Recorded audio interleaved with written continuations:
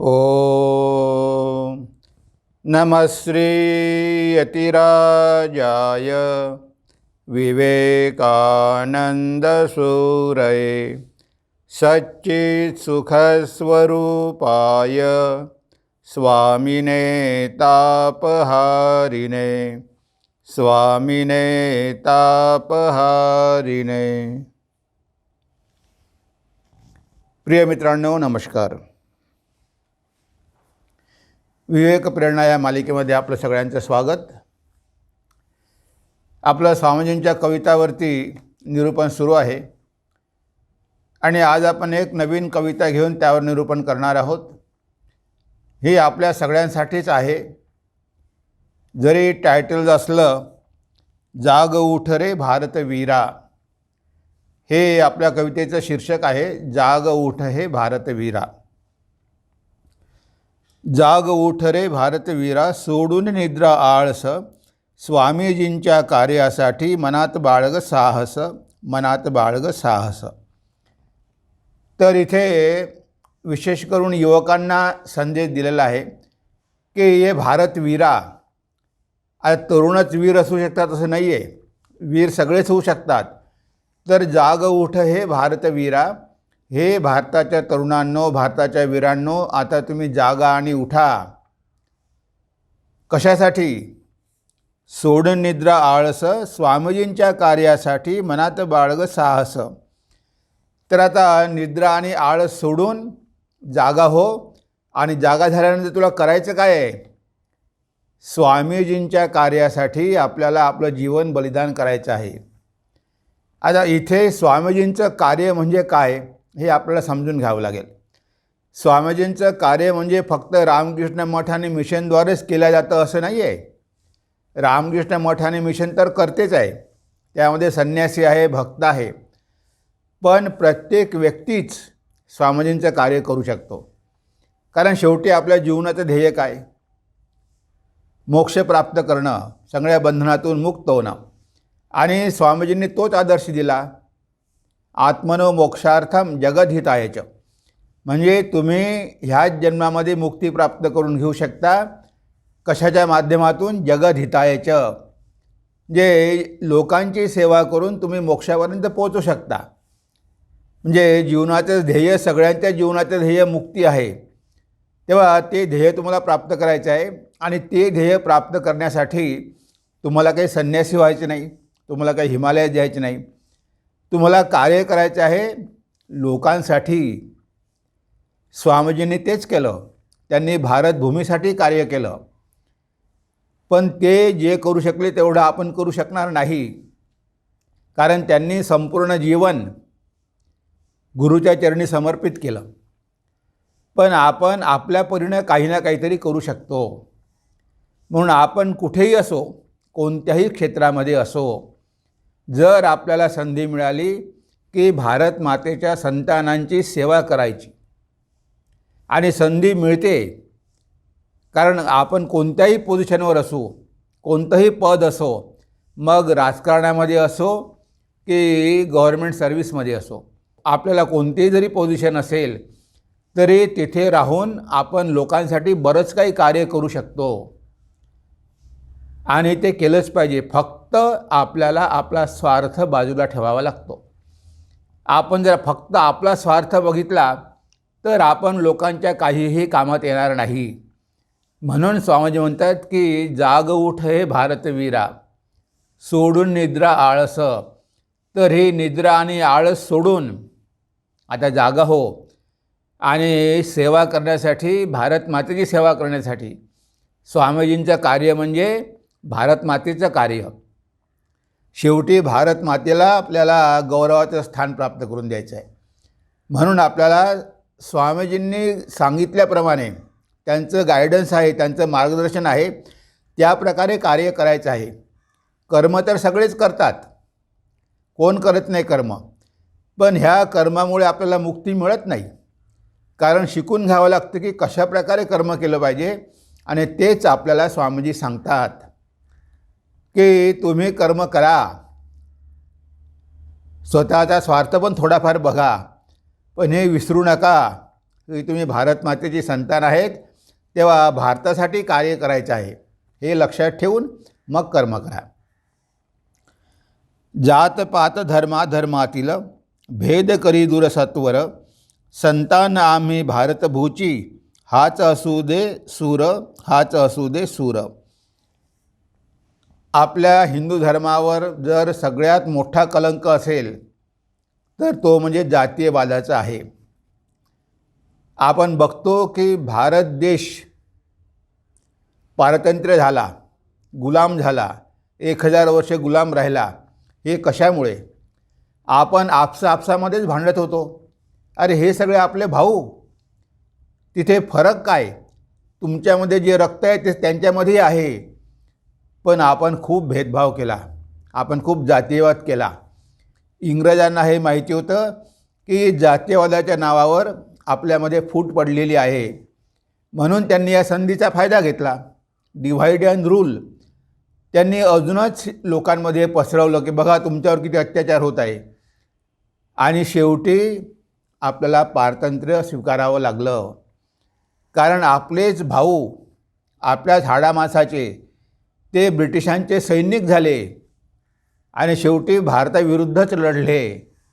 हे कशामुळे झालं?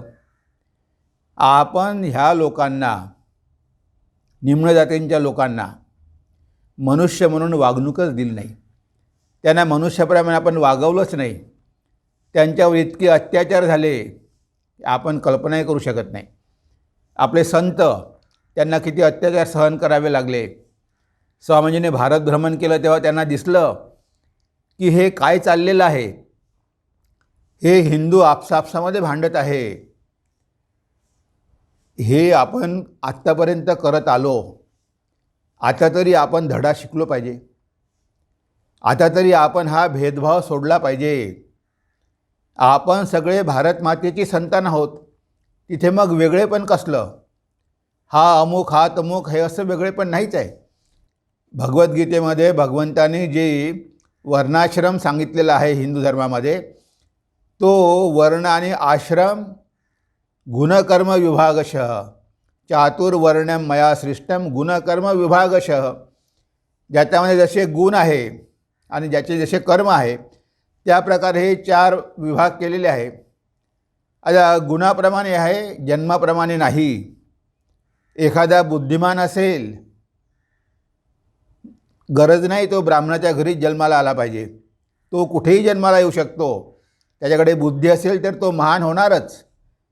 म्हणून त्याच्या जन्माप्रमाणे जात ठरवायची नसते, त्याच्या कर्माप्रमाणे जात ठरवायची असते. एखाद्या उच्च जातीमध्ये जरी जन्माला आला असेल पण त्याचं चरित्र जर खराब असेल, तो वाईट धंदे करत असेल, तर त्याला ब्राह्मण म्हणता येणार नाही, कारण त्याच्यामध्ये ब्राह्मणाच्या काही क्वालिटीज नाही आहे. तर इथे गुण आणि कर्म. आता ज्यांच्याकडे विद्या नाही, बुद्धी नाही, ते काय करणार? ते सेवा करणार. आता आजकाल तर सेवा सगळेच करतात, म्हणून का सगळे शूद्र झाले का? सगळे काही शूद्र होणार नाही, सगळे सेवा करतात. पण जे बुद्धिमान आहे, ज्यांच्यामध्ये काहीतरी करण्याचं सामर्थ्य आहे, मग ते कोणत्या जातीमध्ये जन्माला आले हा आपण विचार करू नये.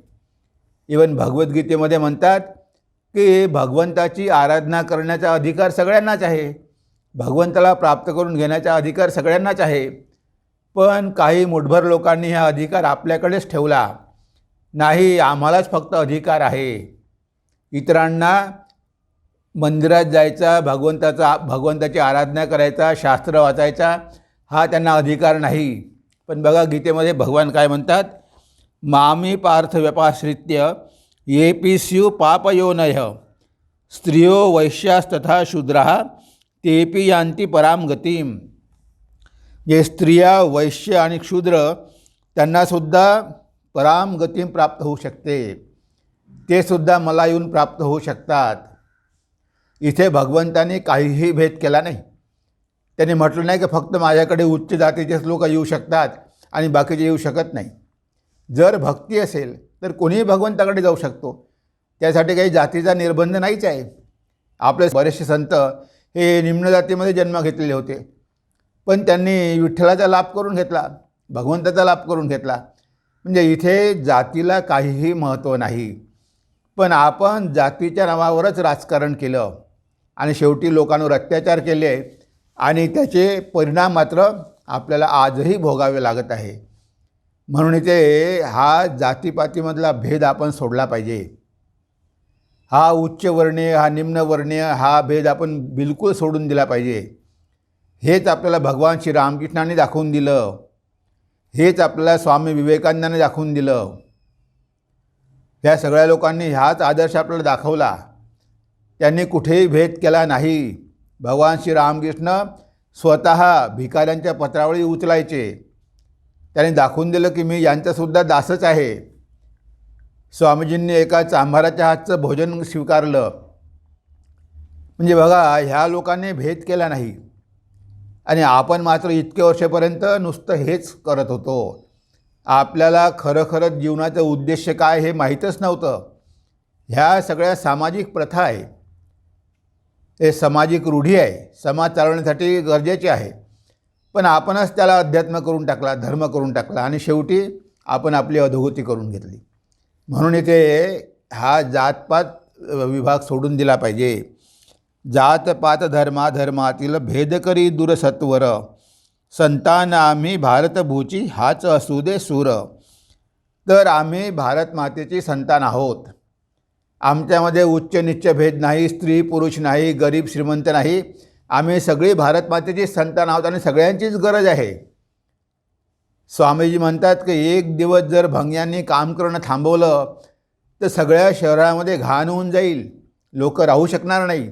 म्हणजे त्याचं कामसुद्धा किती महत्त्वाचं आहे आणि ते काम तो करतो आहे. आता ते काम जर लहान असेल तर व्यक्ती काही लहान होत नाही.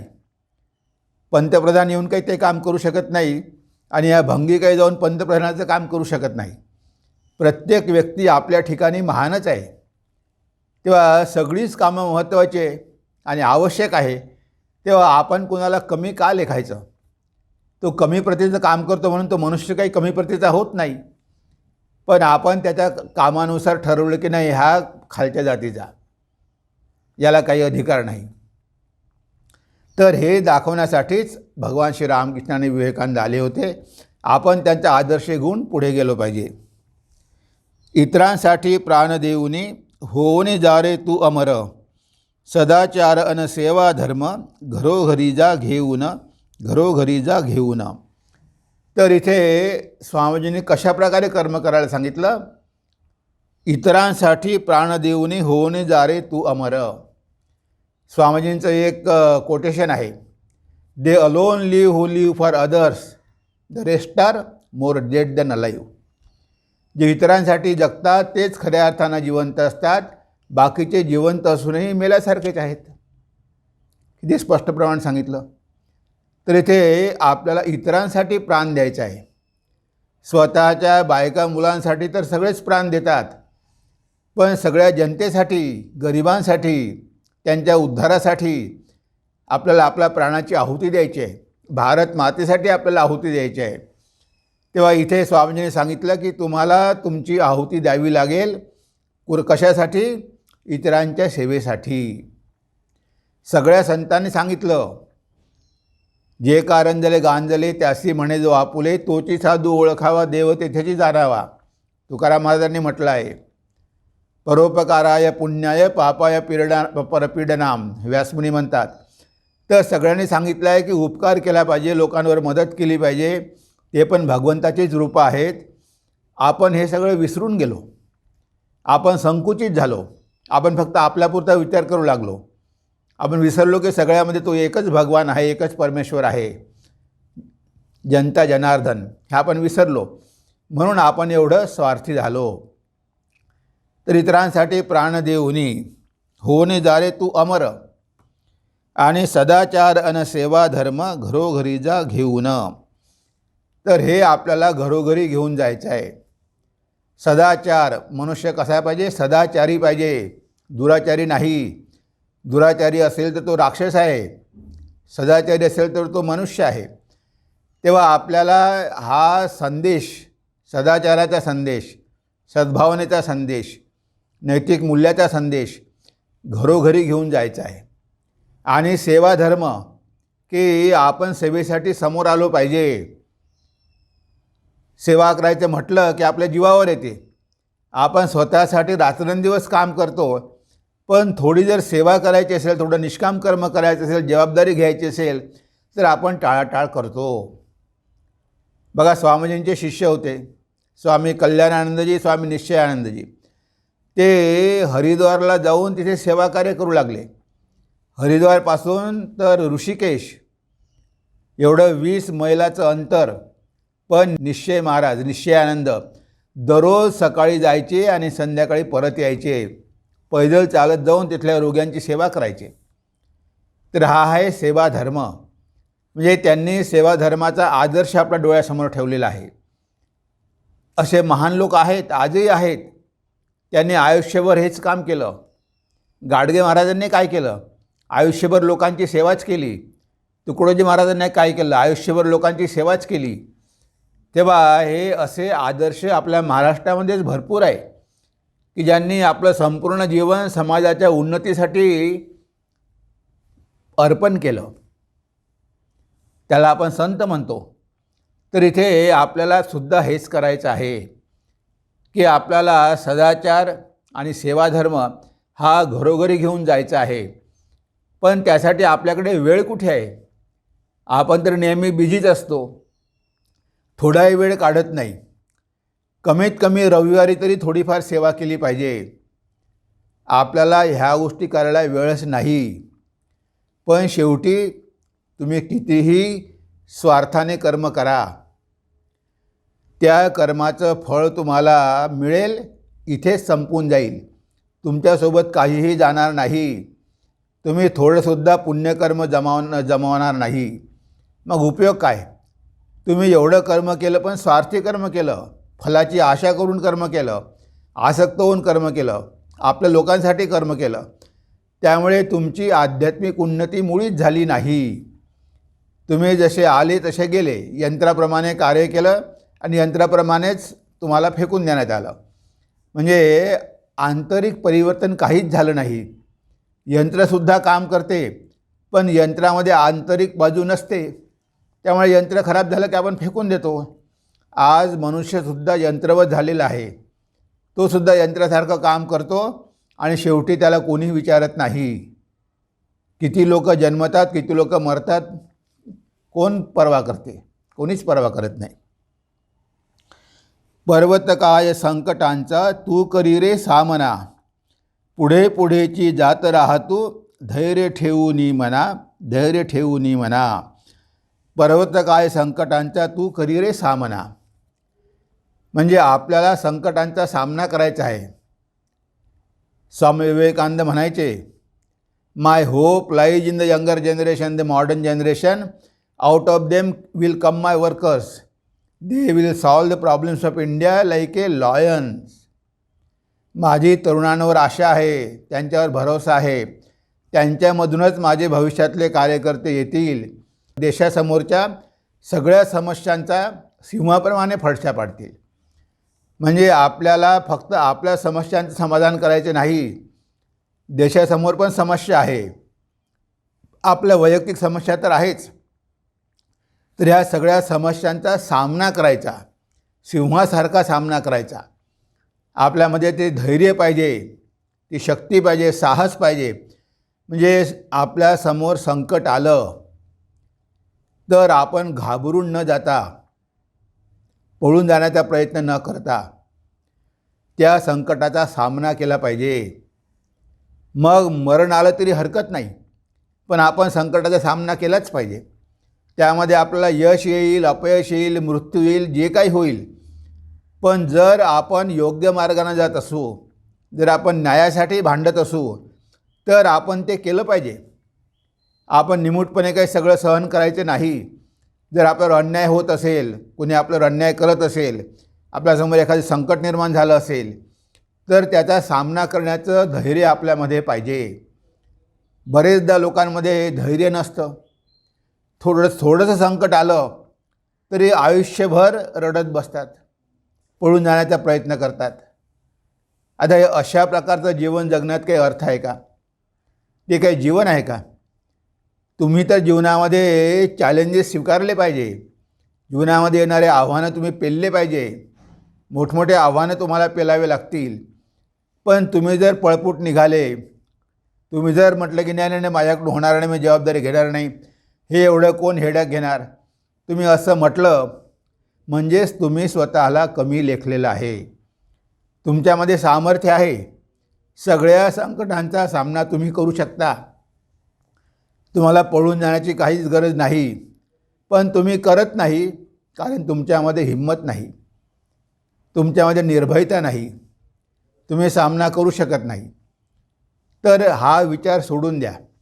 आपल्याकडून जमणार नाही असं कधीच म्हणू नका. सगळं काही तुमच्याकडून होऊ शकते. कारण तुमच्यामध्ये जी शक्ती आहे ती अनंत शक्ती आहे, ती आत्मशक्ती आहे. आत्मशक्ती सगळ्या समस्यांवर सामना करू शकते. स्वामीजी अमेरिकेमध्ये असताना त्यांनी किती संकटाचा सामना करावा लागला. पण बघा, स्वामीजी एकटे होते, त्यांना मदत करायला कोणीही नव्हतं. आणि जे भारतीय होते ते सुद्धा त्यांचे पाय ओढत होते. आणि तरीही स्वामीजी मुळीच घाबरले नाही. सगळ्या संकटांचा सामना केला. किती पादरी विरोधामध्ये होते, कारण स्वामीजी कधीकधी त्यांच्यावर पण निंदा करायचे. पण स्वामीजींनी सगळ्यांचा सामना केला आणि 4 वर्षापर्यंत त्यांना जे कार्य करायचं होतं ते कार्य त्यांनी संपवलं. अमेरिका, युरोपमध्ये भारताचा वेदांताचा संदेश दिला, सगळ्या संकटांचा सामना करून. तेव्हा महान कार्य करायचं असेल तर संकटं पण जास्त राहतील. श्रेयांसी बहुविघ्नानी, जेव्हा श्रेयस्कर कार्य करायचं असतं तेव्हा खूप विघ्न त्यामध्ये येत असतात. पण ते विघ्न आले तरी आपल्याला चांगलं कार्य करतच राहायचं आहे. हाच आपल्याला स्वामीजींचा संदेश आहे. दुर्बलतेचा त्याग करूनी बलशाली हो तरुणा, युवक हवे आज सुदृढ, भारतभूच्या रक्षणा, भारतभूच्या रक्षणा. तेव्हा सगळ्या प्रकारच्या दुर्बलता आपल्याला त्यागायच्या आहे. शारीरिक दुर्बलता, मानसिक दुर्बलता, आध्यात्मिक दुर्बलता, नैतिक दुर्बलता, ह्या सगळ्या दुर्बलता आपल्याला सोडायच्या आहे. स्वामीजी म्हणतात की जे काही तुम्हाला शारीरिक, मानसिक आणि आध्यात्मिक दृष्टीनं दुर्बल करत असेल त्याचा विषाप्रमाणे त्याग करा. ते सगळं सोडून द्या. म्हणजे स्वतः दुर्बल होऊ नका. सामर्थ्यशाली बना, शक्तिशाली बना. शारीरिक सामर्थ्य पाहिजे, मनामध्ये आत्मविश्वास पाहिजे, मनामध्ये शक्ती पाहिजे, मनावर निग्रह पाहिजे, मनाची एकाग्रता पाहिजे, धैर्य पाहिजे. ह्या सगळ्या गोष्टी आपल्या मनामध्ये असेल तर आपण काहीही करू शकू. पण जर आपलं मन दुर्बल असेल, आपलं शरीर दुर्बल असेल, आपण नैतिकदृष्ट्या दुर्बल असू, आपण थोडेसे पैसे मिळाले तर भ्रष्टाचार करत असू, तर मात्र आपल्याकडून महान कार्य होणार नाही. महान कार्य करण्यासाठी आपल्याला सामर्थ्य पाहिजे, आपल्याला शक्ती पाहिजे. म्हणून स्वामीजी म्हणतात की सगळ्या प्रकारच्या दुर्बलतेचा त्याग करा. आणि जी काही गोष्ट तुम्ही शक्ती वाढवत असेल, फुटबॉल खेळा, त्यामुळे तुमची शक्ती वाढेल. चिंतन करा, विचार करा, त्यामुळे मनाची शक्ती वाढेल. तुमच्या मनाचा जोर वाढवा. साधना करा, तुमची आध्यात्मिक शक्ती वाढवा. भगवंताची भक्ती करा. ह्या सगळ्या गोष्टी की ज्या आपली शक्ती वाढवणार आहे अशा गोष्टी आपण केल्या पाहिजे. आणि ज्या दुर्बल करणाऱ्या आहेत त्या सगळ्या आपण सोडल्या पाहिजे. Strength is life, weakness is death. Swamiji म्हणतात बल हेच जीवन आहे आणि दुर्बलता हाच मृत्यू आहे. तेव्हा हे सगळे विचार स्वामीजींनी आपल्याला दिलेले आहे. आपण आचरणामध्ये आणली नाही म्हणून आज आपली अशी हीनदीन अवस्था झालेली आहे. आज आपल्याशी दयनीय अवस्था का आहे? कारण आपण त्यांचे विचार कधी आचरणामध्ये आणलेच नाही. आपण कोणतीही गोष्ट मन लावून करतच नाही, स्वतःला त्यामध्ये झोकून देतच नाही. म्हणून ह्या सगळ्या समस्या होतात. स्वामीजी आदर्श युवांचे, त्यांचे उपदेश तुम्ही आचरा. चारित्र्यवान मनुष्य होऊनी देशाला उज्ज्वल करा, देशाला उज्ज्वल करा. आजच्या युगामध्ये स्वामी विवेकानंद हेच एकमात्र आदर्श आहे. आणि विशेष करून तरुणांचे आदर्श आहे. कारण स्वामीजींचा जन्मदिवस हा राष्ट्रीय युवा दिवस म्हणून घोषित करण्यात आलेला आहे. म्हणजे स्वामी विवेकानंद फक्त 39 वर्ष जगले ते चिरयुवक आहेत, ते युवकच होते आणि त्यांनी जो काही संदेश दिला, मेसेज दिला, तो युवकांना प्रेरणादायी आहे. आणि हे सगळे गुण स्वामीजींनी काही नुसतं सांगितलं नाही, त्यांनी काही नुसती व्याख्यानं दिली नाही, तर स्वतःच्या जीवनामध्ये त्यांनी आचरण करून दाखवलं. सर्व गुण संपन्न होते.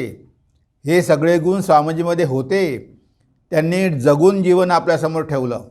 त्यांनी जगून दाखवलं की मी फक्त सांगत नाही, पण मी आचरण करतो. त्यांची देशभक्ती बघा, त्यांचं धैर्य बघा, त्यांचं साहस बघा, त्यांची बुद्धिमत्ता बघा, त्यांचं हृदय बघा. ह्या सगळ्या गोष्टी स्वामीजींनी विकसित केल्या होत्या आणि म्हणूनच ते आदर्श होऊ शकतात. एखादा स्वार्थी मनुष्य नुसता सांगत असेल, स्वतः काही करत नसेल, तर त्याच्या शब्दावर तुम्ही विश्वास ठेवू नका. तो बोलतो एक आणि करतो एक. पण हे महापुरुष तसे नाही. ते जे स्वतः करतात तेच लोकांना सांगत असतात. म्हणून आजच्या युगासाठी स्वामी विवेकानंद हाच आदर्श होऊ शकतो आणि विशेष करून आजच्या तरुणांसाठी. तेव्हा त्यांनी स्वामीजींचं साहित्य खूप वाचावं, अभ्यास करावा, अध्ययन करावं, त्यानुसार आपलं जीवन घडवण्याचा प्रयत्न करावा.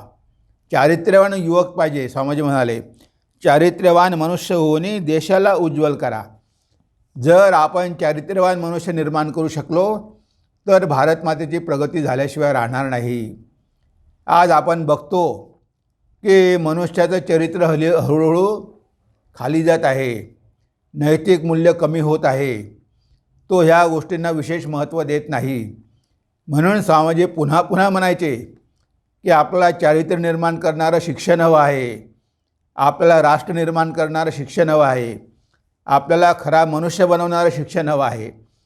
तेव्हा अशा शिक्षणाची गरज आहे की ज्यामुळे आपल्या देशामधले सगळेच्या सगळे तरुण चारित्र्यवान होतील, निस्वार्थ होतील, देशाची सेवा करेल आणि भारत मातेला गौरवाचं स्थान प्राप्त करून देईल. ही स्वामीजींची आपल्या सगळ्यांकडून आशा होती आणि आपण त्यांचं ते स्वप्न साकार करून दाखवलं पाहिजे. आणि आपण नक्कीच करू, जर आपलं स्वामीजींवर प्रेम असेल. स्वामीजींवर प्रेम करा. ते तुम्हाला त्यांचं इन्स्ट्रुमेंट करतील आणि तुमच्या माध्यमातून खूप चांगली चांगली कामं करून घेतील. त्यामुळे तुमचंही कल्याण होईल आणि भारत मातेचं पण कल्याण होईल. तेव्हा ही कविता आपण एकदा वाचून घेऊया. जाग उठ रे भारतवीरा, जाग उठ रे भारतवीरा, सोडून निद्रा आळस, स्वामीजींच्या कार्यासाठी मनात बाळग साहस. जातपात धर्माधर्मातील भेद करी तू दूर सत्वर, संतांना आम्ही भारतभूची हाच असू दे सूर. इतरांसाठी प्राण देऊनी होणे जा रे तू अमर, सदाचार अन सेवा धर्म घरोघरी जा घेऊन. पर्वत काय संकटांचा तू करी रे सामना, पुढे पुढेची जात रहा धैर्य ठेवूनी मना. दुर्बलतेचा त्याग करूने बलशाली हो तरुणा, युवक हवे आज सुदृढ भारतभूच्या रक्षणा. स्वामीजी आदर्श युवांचे, त्यांचे उपदेश तुम्ही आचरा. चारित्र्यवान मनुष्य होऊने देशाला उज्ज्वल करा, देशाला उज्ज्वल करा. तर ह्या कवितेवरती आपण निरूपण केलेलं आहे. आता आचरणामध्ये आणण्याचा प्रयत्न आपण केला पाहिजे. तर स्वामीजींचे आशीर्वाद नेहमीच आपल्या पाठीशी राहतील.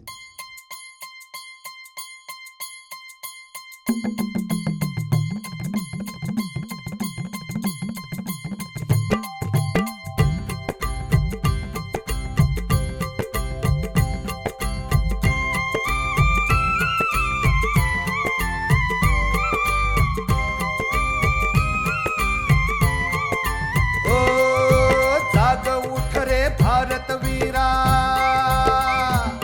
हे जाग उठ रे भारतवीरा, सोडून निद्रा आळस, स्वामीजींच्या कार्यासाठी मनात बाळग साहस. मनात बाळग साहस, तू मनात बाळग साहस. हे जाग उठ रे भारतवीरा, सोडून निद्रा आळस, स्वामीजींच्या कार्यासाठी मनात बाळग साहस. मनात बाळग साहस, तू मनात बाळग साहस.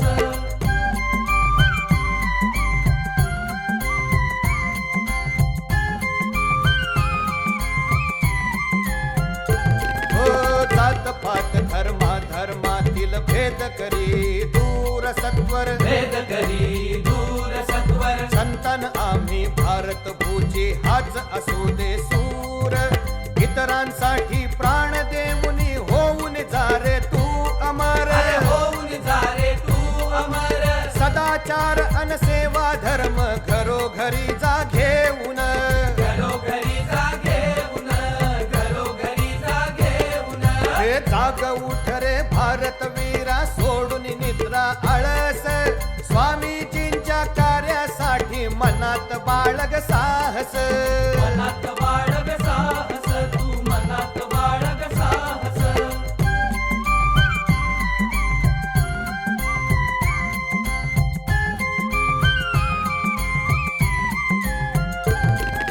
पर्वत काय संकटांचा तू करी रे सामना तू करी रे सामना पुढे पुढेची जात रहा तू धैर्य ठेवून मना दुर्बलतेचा त्याग करून बलशाली हो तरुणा अरे बलशाली हो तरुणा युवक हवे आज सुदृढ भारत भूच्या रक्षणा भारत भूच्या रक्षणा भारत भूच्या रक्षणा हे जाग उठ रे भारत वीरा सोडून निद्रा आळस स्वामीजींच्या कार्यासाठी मनात बाळग साहस मनात बाळग साहस तू मनात बाळग साहस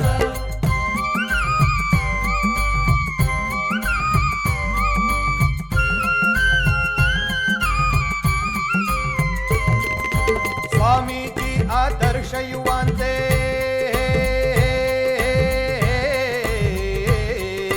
स्वामीजी आदर्श युवांचे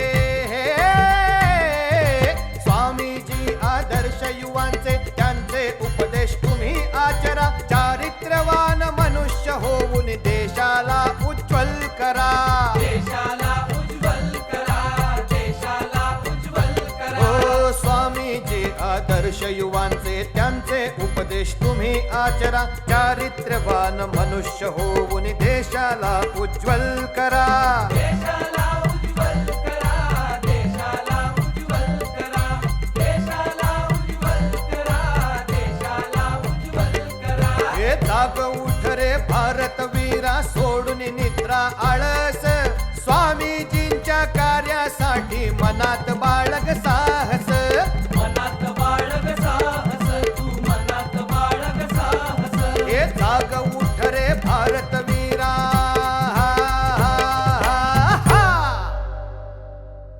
आज आपण आपल्या चिंतनाला इथेच विराम देऊया. नमस्कार, धन्यवाद. ओम सर्वे भवन्तु सुखिनः सर्वे सन्तु निरामया सर्वे भद्राणि पश्यन्तु मा कश्चित् दुःखभाग् भवेत् मा कश्चित् दुःखभाग् भवेत्. ओम शांति शांति शांति. हरि ओम तत्सत्. श्रीरामकृष्णार्पणमस्तु.